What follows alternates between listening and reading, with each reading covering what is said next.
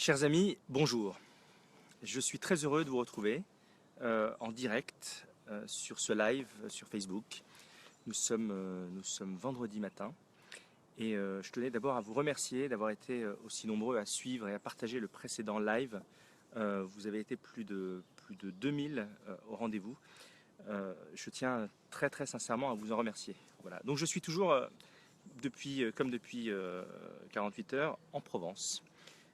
Jusqu'à, je crois, lundi. Voilà, vous savez tout. Je voudrais commencer par répondre à une question qui m'a été envoyée par un habitué du live, Michel Turin. Michel Turin me dit la chose suivante, il me dit la 2, sous-entendu France 2. France 2 nous gratifie actuellement d'un feuilleton politique, Les Hommes de l'Ombre, dont je pense personnellement qu'il est un bon reflet des magouilles, et c'est un euphémisme, en tout genre de notre caste.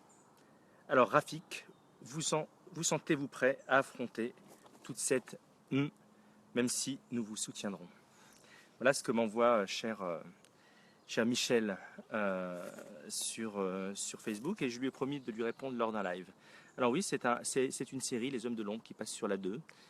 D'ailleurs, vous avez un exemplaire, un numéro ce soir. Et cette série-là montre, mais comme toutes les séries politiques en général, comme Le Baron Noir, comme House of Cards aux États-Unis, la politique dans tout ce qu'elle a de plus détestable. Bonjour, cher Michel. Ben, j'étais en train de répondre à votre message, figurez-vous, sur Les Hommes de l'Ombre. Bonjour Eugène, bonjour Henri. Euh, alors oui, dans ce que la politique a de plus détestable. Eh bien, sachez, cher Michel, vous me demandez si je suis conscient de tout cela. Sachez que je le suis et que je ne suis dupe de rien. J'ai même eu le droit d'ores et déjà à un certain nombre de visites. Par exemple, je vous donne une comme ça, une ancienne ministre des Républicains qui vient me voir et qui me met en garde et qui me dit mais attention, si vous allez trop loin, ils sont capables de tout, et y compris de vous mettre de la drogue dans votre jardin. Alors je lui dis écoutez, ça tombe bien, je n'ai pas de jardin. Et c'est pour vous dire jusqu'où ils sont capables d'aller. Mais la réalité, c'est que nous n'en sommes pas encore là. Tout processus révolutionnaire au sens large possible passe par 3 phases. Ceux qui me suivent savent que je cite régulièrement une personne qui s'appelle Idriss Aberkan, qui est l'un des penseurs les plus avertis du moment, et il décrit que chaque processus de révolution passe par 3 phases. 1, c'est ridicule. Vous êtes perçu comme étant ridicule. Oui, c'est impossible, ça n'arrivera jamais. Dire que la société civile peut prendre des responsabilités demain et remplacer la caste gouvernante, c'est ridicule. Ensuite, on passe dans un deuxième stade, qui est le stade dangereux. Attention, il y a la société civile qui s'apprête à arriver, c'est dangereux, ils n'ont pas la maîtrise de l'appareil d'État, ils ne savent pas conduire les affaires du pays. Attention, ils vont envoyer la France dans le mur. Et ensuite, troisième étape, ça devient évident. Là où les risques apparaissent, c'est quand nous sommes dans la phase dangereux. C'est quand la probabilité d'un avènement de ce que nous faisons devient crédible. Nous n'en sommes pas encore tout à fait là. Même si nous ne sommes plus au stade de ridicule, c'est-à-dire que, effectivement, il y a 10 ou 15 ans, dire que la société civile, que des personnes dans la société civile allaient se fédérer pour peser politiquement et même exercer le pouvoir, c'était complètement ridicule. On vous aurait dit ça il y a 10 ans, vous auriez dit mais attends, mais c'est complètement utopique. Aujourd'hui, on est passé d'un stade de impossible à improbable. Alors je appréciais le sens des mots. Impossible, donc c'était impossible, maintenant c'est improbable. Ça veut dire qu'il y a une probabilité. Et tout le travail qui est le nôtre ensemble est de faire ouvrir au fur et à mesure cette probabilité. Bonjour chère Marie, bonjour cher Claude. Claude qui d'ailleurs se livre à un exercice très intéressant. Il aspire mes vidéos, mes lives Facebook, et il les push, semble-t-il. C'est ce que j'ai pu voir il y a quelques jours sur YouTube. Eh bien, vous avez bien raison de le faire. Tout ce que je dis est entièrement libre de droit. L'essentiel est de nous aider à diffuser et à porter cette parole, et quelle qu'en soit la méthode. Et vous faites bien de le faire, Claude, et je vous en remercie. Donc oui, cher Michel, je me prépare à toute cette merde, excusez-moi l'expression, qui est sous-jacente dans cette sphère politique, qui est liée à une seule chose. une seule chose. Et on en parle à chaque fois et on y revient, ce sont les intérêts de caste. C'est que si vous faites de la politique un métier, c'est-à-dire que si la politique devient votre gagne-pain, eh bien vous êtes prêt à tout pour le conserver, à tout. Ce qui est le contraire même de l'idée de démocratie. Et ça en revient en effet, cher Eugène, à ce que vous écrivez, la fameuse soif de pouvoir. Et donc il faut être droit dans ses bottes. Et je pense que justement l'une des façons de résister à ça, c'est de ne pas être un politique de métier, c'est de ne pas avoir besoin de la politique pour vivre ou pour avoir de la reconnaissance, ce qui est mon cas. Moi, je tente quelque chose, je veux porter haut et fort les idées qui sont les miennes, je veux les faire rentrer en résonance avec l'opinion publique, mais si ça ne fonctionne pas, si les Français ne sont pas prêts à accepter le message qui est le mien, eh bien, j'ai une activité, j'ai une vie, j'ai des points de repère, je sais gagner ma vie et même bien la gagner par ailleurs, je sais avoir de la reconnaissance, et d'ailleurs, j'en ai eu, d'ailleurs d'un point de vue médiatique, beaucoup plus quand j'avais que ma casquette de chef d'entreprise que ma casquette... euh, oui, cher Henri. Bon, en même temps, hein, il y a pire comme gros mot. Tiens, je vais vous raconter une anecdote d'ailleurs à ce sujet-là.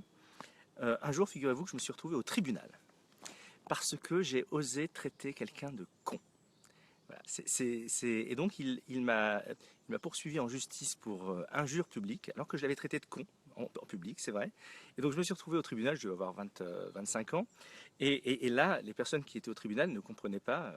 Vous aviez le juge, vous avez le procureur. Même le procureur, il a fait sa plaidoirie était une plaidoirie digne de Pierre Desproges en disant, mais attendez, on n'a jamais vu quelqu'un traduit en justice pour avoir traité quelqu'un d'autre de con. Et évidemment, tout ça, c'est soldé par rien du tout. Voilà. Donc ça m'arrive, cher Jean-Luc, de sortir quelques petits mots comme ça de cette nature. Alors oui, Michel. Alors, ce que je suis en train de vous lire, Eugène, ce que vous dites est très intéressant. Vous dites qu'il y a un risque, et c'est un risque que je mesure et que je prévois, c'est de se faire nous-mêmes broyer par le système. Parce qu'au fond, je suis persuadé, et cela va peut-être vous surprendre, que tous ceux qui sont aux responsabilités aujourd'hui, tous, et y compris au plus haut niveau, sont au fond d'eux, dans leur fort intérieur, animés par le désir de servir. Mais ils sont ensuite broyés par ce système qui, encore une fois, parce qu'ils ont fait de la politique un métier, les force à se corrompre et à aller contre leur nature et à abandonner la bataille des idées et à se battre que sur le terrain de la tactique. Et c'est la raison pour laquelle le non-renouvellement des mandats dans la durée, j'en parle à chaque fois, mais c'est la pierre angulaire d'un renouveau démocratique, le non-renouvellement des mandats dans la durée est essentiel. Parce que rien ne garantit à quiconque, et je parle aussi de moi, si demain je suis député de la République ou président de la République, rien ne me garantit qu'au bout de 2 ans, 3 ans, absorbé par la mécanique et fasciné par les ordres de la République, ben, je ne résiste pas à la tentation de plonger et de m'accrocher à ce siège, comme ils le font tous. Et c'est la raison pour laquelle la garantie institutionnelle, celle de non-renouvellement des mandats dans la durée, c'est la clé de l'engagement politique. C'est la clé qui fait que vous avez la certitude que celui que vous avez élu va continuer à exercer le pouvoir au service du bien commun et non pas pour son propre service lui-même et pour son propre renouvellement. C'est effectivement, cher Eugène, la solution. Mettre des garde-fous. Parce que la nature humaine est faible. Tout le monde ici, je vous mets à l'Élysée, vous finirez par vous sentir bien, vous finirez par vous sentir absorbé par la machine, et vous n'aurez qu'une seule chose, c'est de vouloir y rester. Vous n'aurez envie que d'une seule chose, c'est de vouloir y rester. C'est parfaitement humain. Donc ce garde-fou-là, il est essentiel. Essentiel. Alors,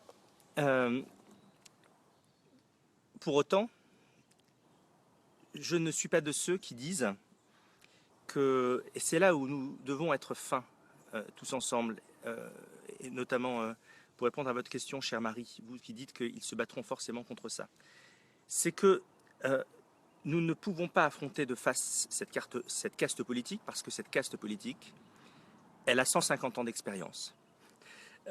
C'est pas une caste à périmètre constant, c'est 150 ans d'expérience, 150 ans d'entités qui ont voulu les remettre en cause, donc elle a su s'adapter. Elle a l'habitude de ça, cette caste politique. Donc si vous l'affrontez, vous ne gagnerez pas. Et nous ne gagnerons pas. La seule solution est de nous appuyer sur elle. Et c'est la raison pour laquelle le scénario idéal, qui consiste à dire la société civile doit prendre le pouvoir, ne pourra jamais avoir lieu exactement en ces termes. Jamais. Nous devons faire preuve de compromis. Et la réalité, c'est que seule une... oui, vous avez parfaitement raison, cher Stéphane, vous avez employé un mot très intéressant, c'est le mot clientélisme. Clientélisme d'ailleurs qui est à tous les niveaux, et je pense que le clientélisme le plus scandaleux d'entre tous, c'est sans aucun doute la réserve parlementaire. La réserve parlementaire, vous savez, c'est un budget de plus de 100 millions d'euros qui est distribué aux députés et aux sénateurs qu'ils peuvent dépenser à discrétion pour notamment financer des associations dans leur circonscription. C'est du clientélisme organisé, c'est du clientélisme institutionnalisé, cette réserve parlementaire. Et ça, c'est évidemment scandaleux parce que ça ne sert qu'une seule chose, c'est ménager ses arrières pour l'élection d'après. Et nous y revenons systématiquement, toujours l'élection d'après, au lieu de penser à la génération d'après. Voilà aujourd'hui toute la perversion de notre système. Je suis convaincu d'une chose, plus j'avance, plus je réfléchis dans ce projet, que seule une coalition, société civile, c'est-à-dire nous, qui avons nos métiers, qui avons nos expertises, qui avons notre regard sur la France et sur ses réalités, seule une coalition société civile et politiciens expérimentés de terrain permettra l'avènement de ce nouveau modèle démocratique que nous appelons de nos voeux. Et je vais vous dire pourquoi. D'abord parce que tous les politiques ne sont pas pourris. Et en particulier les hommes politiques et les femmes politiques qui exercent sur le terrain local, qui ont un vrai sens de l'engagement. Il serait extrêmement dommage que nous tous, ici, nous privions des compétences et de l'envie de servir de tous ceux aujourd'hui qui sont à la tête notamment d'une mairie et qui ont un regard sur la France qui est parfaitement aiguisé, qui est parfaitement pertinent. Et en plus de ça, vous avez un certain nombre de compétences que nous devons reconnaître par ailleurs. Hier soir encore, François Fillon était sur la 2e chaîne pour la grande émission politique hebdomadaire. Eh bien, je suis obligé d'admettre que le discours de François Fillon sur un plan purement économique est un discours qui tient la route, c'est un discours construit, c'est un discours travaillé. Et d'ailleurs, François Fillon, il est victime de ce système médiatique, quelque part, au même titre que nous, la société civile, nous pouvons l'être. François Fillon n'a pas été choisi, justement, par la caste politico-médiatique pour incarner le renouveau. Il n'a pas été choisi pour ça, parce que sa tête ne s'y prête pas, et puis surtout, parce qu'il n'y a pas d'histoire à raconter. Et quand on comprend ça, c'est-à-dire qu'aujourd'hui, ce qui compte, et en particulier chez les médias, c'est la narration, c'est le storytelling, c'est de pouvoir présenter des rebondissements, voilà, de nouvelles histoires. Hier, je lis un article de Challenge qui s'intitule quelque chose du genre Juppé-Macron, le duel caché dont rêve la majorité silencieuse. Bon, eh bien, voilà ce que j'appelle une narration. Une narration, c'est-à-dire vouloir écrire une histoire sous un nouveau prisme, et ce qui est médiatiquement très vendeur. La nouvelle génération contre l'homme politique extrêmement expérimenté. C'est sûr que d'un point de vue de storytelling, ça marche, et ça fonctionne bien. Sauf que ce n'est pas le souhait caché, le rêve de la majorité silencieuse. Je rappelle aujourd'hui que la majorité silencieuse vote en très grande partie, c'est le premier parti de France, pour le Front National. Bon, c'est évidemment quelque chose pour lequel je ne me résous pas, mais c'est un fait. Bon, comment peut-on pondre un article pareil en mettant le Front National de côté et les 30 et quelques % d'électeurs qu'il représente? Mais c'est une dictature. C'est, pour reprendre, cher Eugène, votre mot, de la médiacratie. Et dans ce petit... Dans cette caste politique qui cherche, qui est dans une logique de casting, c'est sûr que quelqu'un comme François Fillon avec sa tête de croque-mort. Euh, je dis ça affectueusement, mais bon, c'est pas quelqu'un qui physiquement donne envie. Bah, c'est sûr qu'il ne rentre pas dans les cases. Et donc, forcément, le système l'éjecte et a donc à proclamer qu'il ne serait pas dans le round final. Et je pense qu'il serait souhaitable, en tous les cas, il a certainement plus sa place au second tour de la primaire de la droite que quelqu'un comme Nicolas Sarkozy, qui est dans la manipulation, qui est dans le mensonge, euh, éhonté, mais il a aucun scrupule à le faire, et il a clairement plus sa place. Alors pourquoi je ne le soutiens pas aujourd'hui officiellement? Bah, c'est parce que je n'oublie pas qu'il a été Premier ministre de la France pendant 5 ans. Et je regrette qu'en tant que Premier ministre, il n'ait pas démissionné en prenant un témoin à l'opinion publique et, euh, et, en, et en expliquant les raisons pour lesquelles il se désolidarisait du président de la République de l'époque, Nicolas Sarkozy. Il aurait dû le faire, cela l'aurait honoré et cela l'aurait mis aujourd'hui en situation de, euh, de cohérence en tous les cas, et il aurait été légitime. Sauf que le fait de s'être accroché à son poste, comme ils le font tous, le rend aujourd'hui beaucoup moins crédible. En revanche, dans son programme, il y a des sujets qui sont bons à prendre. Et c'est la raison pour laquelle quelqu'un comme François Fillon pourrait faire, certainement pas un bon président de la République, non plus un bon Premier ministre, mais François Fillon pourrait faire un bon ministre de l'économie et des finances.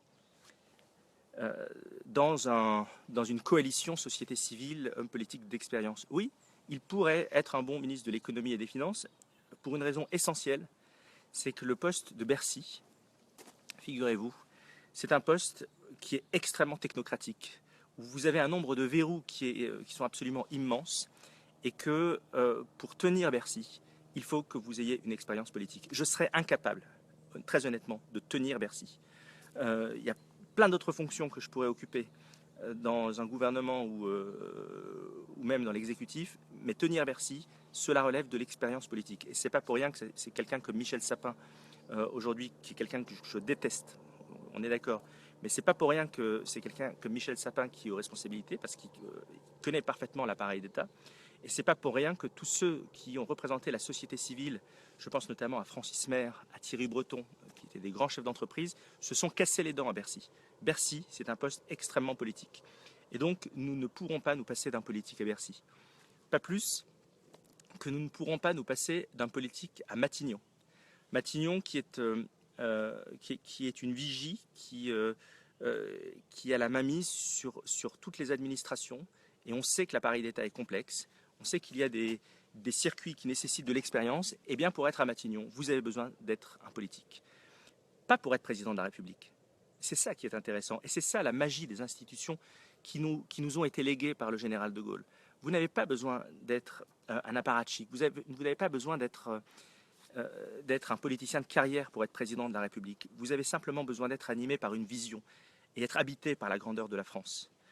En revanche, le poste de Premier ministre est un poste qui est un poste très politique. C'est pourquoi, dans un gouvernement de coalition société civile, politicien de carrière, quelqu'un comme Manuel Valls pourrait rester à Matignon, potentiellement. Ou d'autres, parce que c'est un grand républicain, parce que c'est un homme à poigne. C'est quelqu'un qui a sans doute les compétences, surtout après 2 ans à Matignon, pour être un bon Premier ministre, mais probablement pas pour être un bon président de la République. Parce que Premier ministre et président de la République, chers amis, ce ne sont pas les mêmes logiciels. D'un côté, c'est la vision, c'est la projection, c'est la capacité d'anticipation, c'est le temps long. D'un autre côté, le Matignon, c'est du court terme, c'est de la réaction, et c'est la maîtrise de l'appareil d'État. Alors, dans ce que je suis en train de vous décrire, cher Eugène, je veux en revenir à l'esprit des institutions de la Ve République. Et le président de la République doit être un président de la société civile, justement. Surtout si vous avez un Premier ministre qui, lui, aux côtés du président de la République, est un politique qui maîtrise parfaitement l'appareil d'État. Je suis convaincu que le duo président de la République issu de la société civile, avec une vision, avec une projection et avec une capacité d'entraînement, associé à un Premier ministre qui bénéficie d'une très forte expérience politique et de l'appareil d'État.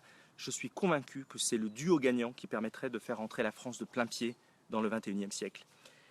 Avec ensuite un certain nombre de postes ministériels qui peuvent se répartir, qui doivent se répartir entre des politiciens expérimentés et des gens de la société civile. Je vous le disais, par exemple, quelqu'un comme François Fillon à Bercy ferait totalement le job. Quelqu'un comme Le Drian, tiens, tenez, Le Drian, Jean-Yves Le Drian, excellent ministre de la Défense, le meilleur ministre de la Défense depuis 30 ans. Pourquoi ne pas conserver quelqu'un comme Jean-Yves Le Drian au poste de ministre de la Défense? Mais il faut également s'ouvrir à la société civile. Alexandre Jardin ferait un très bon ministre de la Culture. Idriss Aberkane ferait un très bon ministre de la Connaissance. Idriss Aberkane, ce neurobiologiste dont je vous parle si souvent. Il y a aujourd'hui des ressources en France insoupçonnées dans la société civile qui développent une grande intelligence, qui développent une vision dont nous avons besoin aujourd'hui dans un gouvernement. Et écoutez, cher Eugène, oui, j'essaye de penser out of the box parce que vous savez, quand on est dans la boîte, quand on est dans la box, eh ben c'est le début de la fin, c'est la mort intérieure, on se vide de tout sens. Et le jour où je serai dans la boxe, je compte sur vous pour me le rappeler. Mais en tous les cas, ça fait partie de mes combats quotidiens. Alors oui, Michel, le Premier ministre doit être un manager de haut niveau. Mais un manager, pas un manager, vous prenez le patron de la première entreprise de France, vous prenez le patron de Total, qui est donc de fait un manager de très haut niveau. Vous le mettez aujourd'hui à Matignon, c'est pas sûr que ce soit un bon Premier ministre. Ce qu'il faut, c'est la maîtrise, encore une fois, de l'appareil d'État. Parce que cet appareil d'État, on est bien d'accord, nous allons le transformer, nous allons le simplifier, nous allons le révolutionner. Mais pour pouvoir le révolutionner, il faut le comprendre. Et aujourd'hui, vous avez de telles couches, vous avez de telles strates, vous avez de tels verrous qu'il est essentiel que l'hôte de Matignon maîtrise en profondeur ces verrous pour qu'ensuite le président de la République lui donne la légitimité pour les faire sauter. Voilà, chers amis, ce que je voulais partager avec vous aujourd'hui, cette idée de coalition. Alors souvent, vous savez, quand on parle de coalition, on parle de coalition gauche-droite. Alors ça, pour moi, c'est le piège dans lequel nous ne devons absolument pas tomber. Parce que la coalition gauche-droite, d'abord, je considère que le clivage gauche-droite n'est plus aujourd'hui le clivage qui est pertinent. La coalition gauche-droite, c'est la dernière étape c'est la dernière ruse que pourrait entretenir la caste pour donner l'illusion d'une prise de conscience, mais sans rien faire de ce qui suivrait. Donc le mot coalition, je ne l'associe pas au terme gauche-droite, je l'associe au terme société civile. Vous et moi, tous les citoyens audacieux qui, de bonne volonté, qui aimons la France et qui voulons la transformer, avec ceux qui ont une vraie expérience de l'appareil politique et de l'appareil d'État. Alors, cher Eugène, vous me posez deux questions, qui sont très intéressantes d'ailleurs, si je puis me permettre. Un avis sur le président. Alors, vous parlez du président de la République actuel, François Hollande. Alors, j'ai un avis qui est... j'en ai parlé récemment, François Hollande. Et j'en parle, là encore une fois, out of the box, en toute déculpabilité, parce que vous savez à quel point je l'ai symboliquement assassiné plusieurs fois ces derniers mois et ces dernières années, comme je l'ai attaqué sur le terrain politique, comme j'ai pointé du doigt ses erreurs, ses errements. Donc je ne peux pas taxer de complicité avec le président de la République. Sauf que le président de la République, François Hollande, aujourd'hui, a un atout pour lui, c'est qu'il est le seul président, il est parmi tous les candidats à l'élection présidentielle, le seul aujourd'hui à être condamné à ne faire qu'un seul mandat. Condamné. Même Alain Juppé, qui prétend ne faire qu'un seul mandat, rien ne l'y interdirait institutionnellement.